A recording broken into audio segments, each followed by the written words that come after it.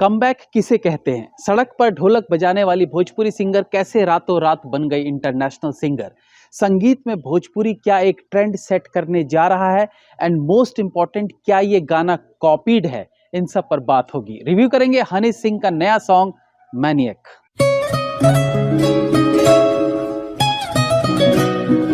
कहते हैं कि खानदान की रंगत बदल डालने के लिए केवल एक इंसान ही काफी होता है।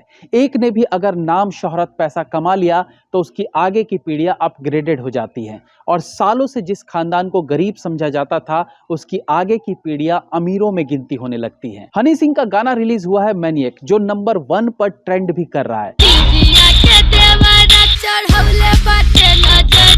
24 घंटे में ही 15-16 मिलियन लेकर ये गाना अब लोगों की जुबान पर चढ़ने लगा है। गाना और गाने से रिलेटेड बहुत कुछ है चर्चा करने के लिए। तो सबसे पहले, इतने व्यूज लेकर क्या ये गाना बन गया हनी सिंह का कमबैक? तो यस, पिछले दिनों बादशाह और हनी सिंह के बीच काफी विवाद रहा और गानों के माध्यम से ही बादशाह कई बार हनी सिंह पर कटाक्ष कर चुके हैं। हालांकि हनी सिंह ने डायरेक्टली कभी इसका जवाब नहीं दिया। उनका आचरण सचिन तेंदुलकर जैसा रहा। लाख ब्रेटली और शोएब अख्तर उन्हें पिंच करते रहे, उकसाते रहे, लेकिन उन्होंने कभी पलटकर जवाब नहीं दिया। जवाब दिया लेकिन अपने बल्ले से, उनकी गेंदों को स्टेडियम से बाहर का रास्ता दिखा के। कुछ ऐसा ही प्रतीत हो रहा है हनी सिंह के इस गाने से। उन्होंने भी संगीत के युद्ध में संगीत से ही जवाब दिया है। दो एकदम विपरीत संस्कृति वाले स्टेट्स की रीजनल लैंग्वेजेस को जोड़ के एक ऐसा गीत बनाया जो पहली ही बार में अट्रैक्ट करने लगा है। पंजाब और भोजपुरी दोनों स्टेट्स एकदम अलग है। हाँ, एक चीज कॉमन है, हमारे यूपी बिहार के लोग पंजाब में रोजगार के लिए बड़ी मात्रा में जाते हैं। बट हनी सिंह ने संगीत के जरिए दोनों स्टेट्स को जोड़ा है। इस गाने में हनी सिंह का रैप जबरदस्त है और जिस तरीके से इसे लार्ज स्केल पर शूट किया गया वो भी अद्भुत है। लेकिन इसकी हुक लाइंस जो सबसे ज्यादा प्रभावित करती हैं और जो किसी के लिए भी अनएक्सपेक्टेड था, वो था भोजपुरी वर्जन। भोजपुरी की मात्र 2 लाइंस का यूज किया जाना इस गाने को एक्स्ट्रा बूस्ट प्रदान करता है। ये 2 लाइंस इतनी कैची है कि गाना एकदम से दिमाग में चढ़ जाता है और म्यूजिक ऐसा कि आप ये भी भूल जाते हैं कि इवन इस भोजपुरी लिरिक्स में भी चोली का जिक्र किया गया है। बट गाने की कंपोजिशन ऐसी है, म्यूजिक इतना पावरफुल है, डांस स्टेप इतने जबरदस्त है कि आपका ध्यान चोली ढोडी पर जाएगा ही नहीं। अब जानते हैं कि आखिर ये भोजपुरी सिंगर है कौन। इस सिंगर का नाम है रागिनी विश्वकर्मा। रागिनी का खानदानी काम है गाना बजाना, यानी पीढ़ियों से उनके घर में गाने बजाने का काम ही होता आया है। बट वेट, ये सुन के आप संगीत वाले बड़े बड़े घराने तो नहीं सोचने लगे ना।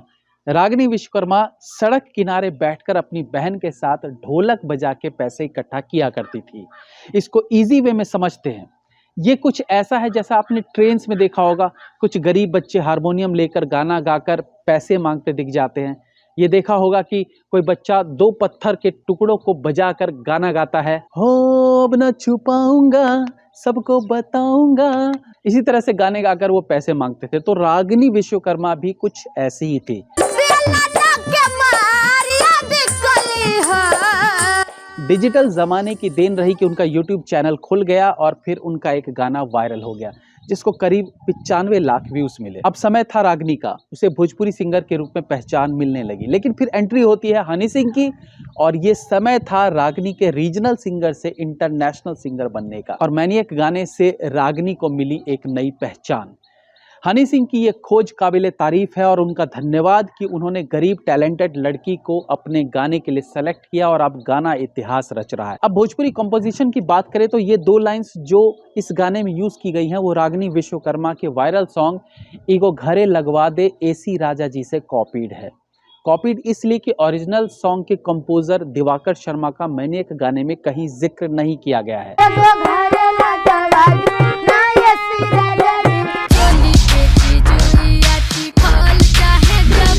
माना कि गाना रागिनी का ही है, बट अगर आप सेम धुन अपने गाने में यूज कर रहे हो तो ओरिजिनल कंपोजर को क्रेडिट देना जरूरी है। दूसरी मोस्ट इंपॉर्टेंट बात जो मैं हनी सिंह से कहना चाहूंगा, और ये बात वही है जो मैंने कुछ साल पहले बादशाह से भी कही थी, जब उनका गीत गेंदा फूल रिलीज हुआ था। उस गाने के रिव्यू के बाद बादशाह जी ने मुझे कॉल करके थैंक यू कहा था उनके गाने को सपोर्ट करने के लिए। आपको याद होगा गेंदा फूल सॉन्ग में भी एक विवाद हुआ था, जिसमें एक बंगाली म्यूजिक कंपोजर की धुन को गेंदा फूल सॉन्ग में यूज किया गया था। तब भी मैंने बादशाह से आग्रह किया था कि वो उस बंगाली कंपोजर को थोड़ी बहुत मदद जरूर कर दें, क्योंकि वो काफी गरीबी में रह रहा था।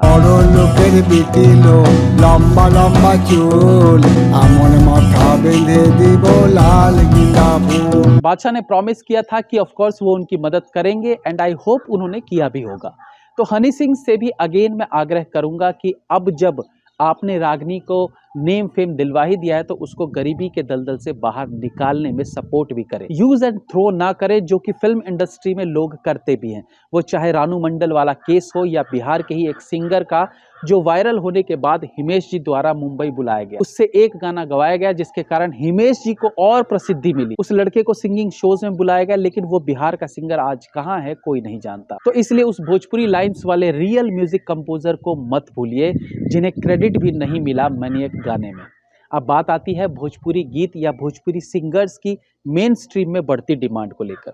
अनेकों नए सिंगर्स भोजपुरी गानों को नए सिरे से गा रहे हैं, वो चाहे कौन दिशा में गाना हो, तंग करने का तो से नाता है गुजरिया, या फिर पवन सिंह जैसे सिंगर्स को बॉलीवुड में गवाया जाना इशारा कर रहा है कि फिल्मों में भी भोजपुरी तड़के की कितनी डिमांड है।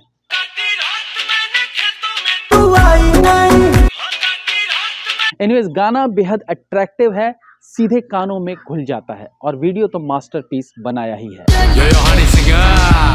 पोस्टर पर ही स्पीड को दर्शाया गया है और गाने में भी जो फास्ट कट्स हैं वो गाने की म्यूजिक को मैच कर रहे हैं। तो जाइए भैया और सुनिए दीदिया के देवरा चढ़ाइले बाके नजरी।